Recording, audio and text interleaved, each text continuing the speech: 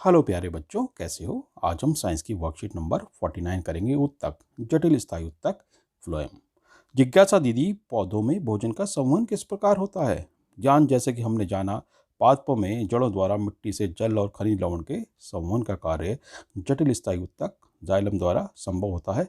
उसी प्रकार पत्तियों में बने भोजन को पादपों के विभिन्न हिस्सों तक पहुंचाने का कार्य दूसरे जटिल स्थायी उत्तक फ्लोएम द्वारा होता है, जिसे भोजन का स्थानांतरण कहते हैं, ना कि संवहन। फ्लोएम संरचना। फ्लोएम उत्तक 4 प्रकार की कोशिकाओं से मिलकर बना होता है, जिन्हें फ्लोएम के अवयव या संघटक भी कहते हैं। ये 4 प्रकार की कोशिकाएं हैं। फ्लोएम के संघटक: चालनी नलिका, साथी कोशिकाएं, फ्लोएम पेरेन्काइमा, फ्लोएम रेसे। ये आप राइट साइड देख सकते हैं इनके चित्र। चालनी नलिका छिद्रित भित्ति वाली तथा नलिकाकार कोशिका होती है। चालनी नलिका के साथ साथी कोशिकाएं संलग्न होती हैं, जिनमें केंद्रक और कोशिकांग होते हैं। फ्लोएम रेशो को छोड़कर फ्लोएम की अन्य सभी कोशिकाएं जीवित होती हैं।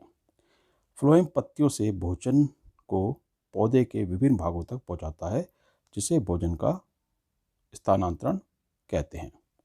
फ्लोएम उत्तक जाइलम के असमान पदार्थों को कोशिकाओं में दोनों दिशाओं में गति करा सकते हैं। ये आप देख सकते हैं तने का काट, इसमें अंदर की साइड फ्लोएम है, बाहर की साइड जाइलम है, और ये संवहन बंडल इनको कलेक्टिवली कहते हैं। प्रश्नों को देख लेते हैं। फ्लोएम उत्तकों के संगठनों के नाम लिखिए।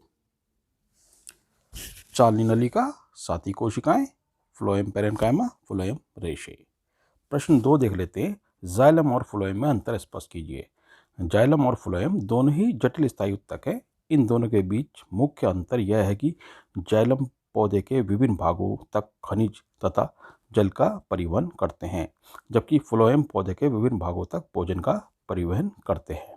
मुख्य अंतर तो यह है, और भी आप अंतर ले सकते हैं, जैसे कि जाइलम में ज़्यादातर कोशिकाएं डेड होती हैं, मृत होती हैं, जबकि फ्लोएम में सिर्फ फ्लोएम रे से ही डेड होते हैं, बाकी सब जीवित कोशिकाएं होती हैं।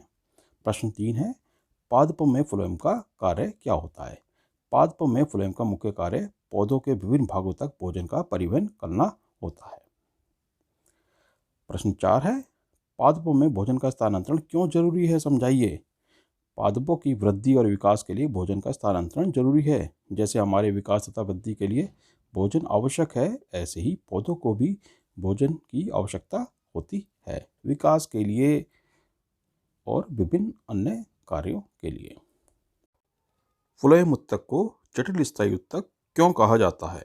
फ्लोएम उत्तक एक से अधिक प्रकार की स्थायी कोशिकाओं से बना होता है, इसलिए इसे जटिल स्थायी उत्तक कहा जाता है।